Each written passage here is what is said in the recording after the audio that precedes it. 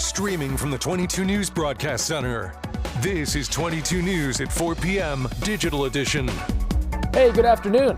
I'm Nick Oresco, and thanks for joining us for 22 News at 4 o'clock. Top stories in just one moment.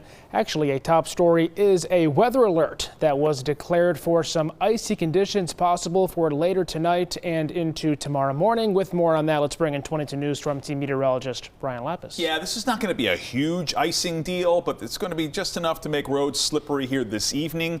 I'm hopeful that the evening commute will be mostly done by the time the bulk of this mixed precipitation comes in here, but as early as 5 o'clock we could start to see some of this. Let's take a look at traffic first, seeing as we're talking about traffic, and we're slowing down downtown.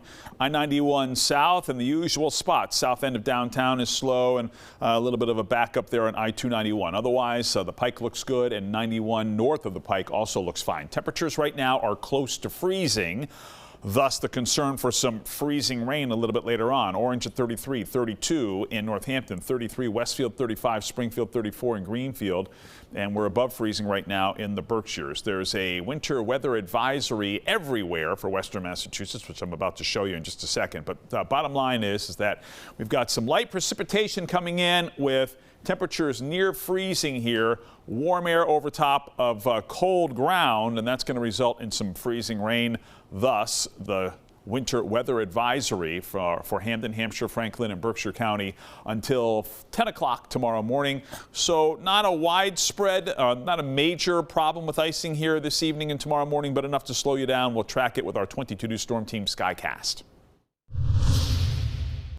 The city of Holyoke swore in their local governments for the upcoming terms on Monday, but for one councilor, it is now being overlooked by an incident that took place back in December.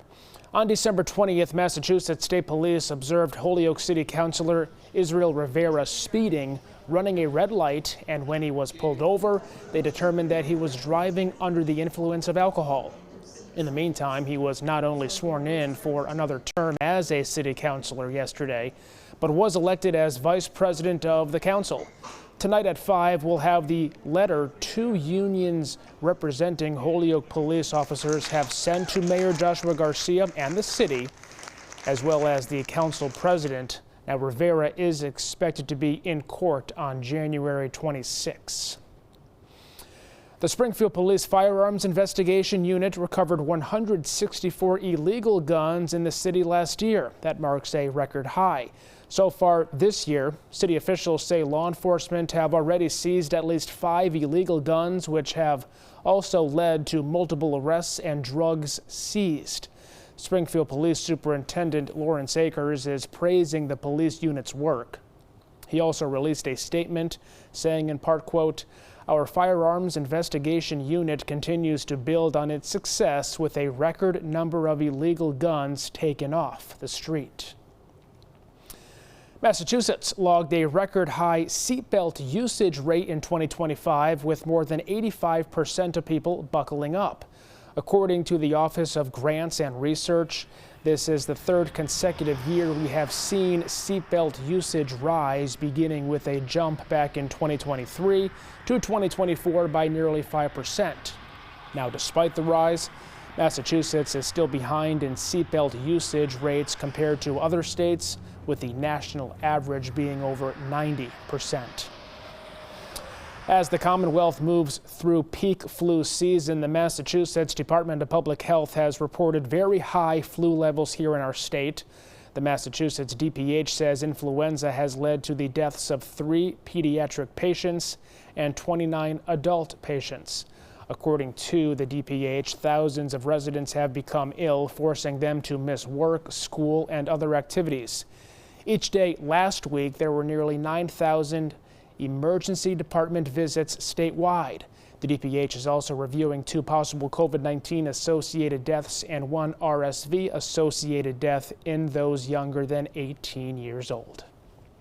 Back now, Brian Lapis, winter weather advisory for the entire western Massachusetts area. Yeah, that's right. We've got this major warm-up that's going to happen for the second half of the week. And tonight we're going to be in that in-between phase. We were talking about the winter weather advisory, which is behind me here. And just to get into some of the processes that are at work here, you can see the warm air is going to ride over the cold air near the surface tonight. There's going to be rain falling, but that rain is going to freeze on surfaces that are obviously at or below 32 degrees. And that's what's going to happen this evening before we get into this much warmer air here for actually as early as tomorrow afternoon through the first half of the weekend. So let's take a look at it. Our clouds and radar showing the light rain mix coming our way from west of the Hudson River. So this will be arriving as early as, say, 5 o'clock in some places. And it may start as a brief period of snow, especially across northern Hampshire and Franklin County, but mainly we're going to be dealing with some sleet and freezing rain, maybe a little bit of plain rain mixing in the lower valley here tonight. Count on some icing just about everywhere after 5 p.m. this afternoon and through the overnight hours. So slow potentially for the evening commute, and then for the morning commute there'll be some residual icing. But the good news here is that eventually we're going to dry out. After 10 o'clock tomorrow morning, things start to dry out, and we actually get into a little bit of sunshine for the second half of the day with high temperatures that could get as warm as the low 40s. So we'll continue to track the icing potential tonight on 22 News at 5. All right, Brian, thank you. Trending today, a Pittsfield man was the lucky winner of a $1 million prize in the Massachusetts State Lottery's $4 million bonus bucks instant ticket game. On Monday, this man claimed his winnings at the Massachusetts State Lottery headquarters in Dorchester, choosing the cash option of his prize. He received a one-time payment of $650,000 before taxes. He says he plans on using his winnings to buy a house. The lucky ticket was purchased at the Pittsfield Big Y. The Eastern States Exposition announcing that residents can receive a free parking pass for their long list of events all year round. The Big E does this free parking pass every year, but officials really want the residents in West Springfield to take advantage of what they have to offer.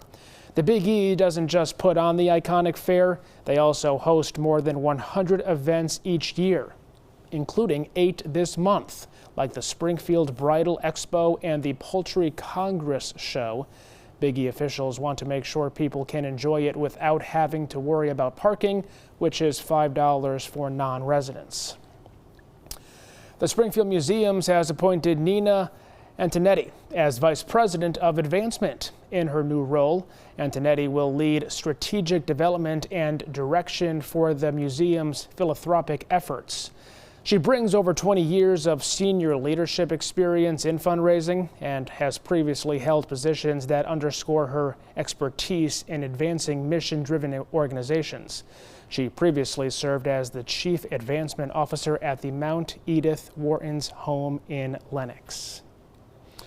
Well, tonight on 22 News, starting at 5 o'clock, a major milestone for a new local school. How close Agawam High is to finishing construction.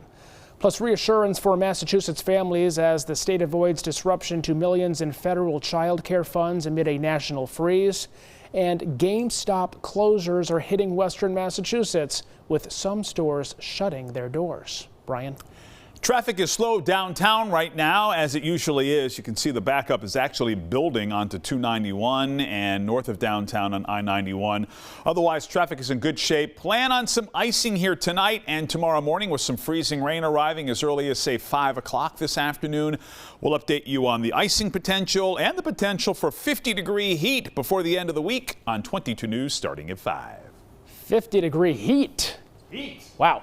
All right. Thanks for joining us for 22 News at 4 o'clock. Updates anytime at wwlp.com, the free 22 News app, and always on 22 News Plus.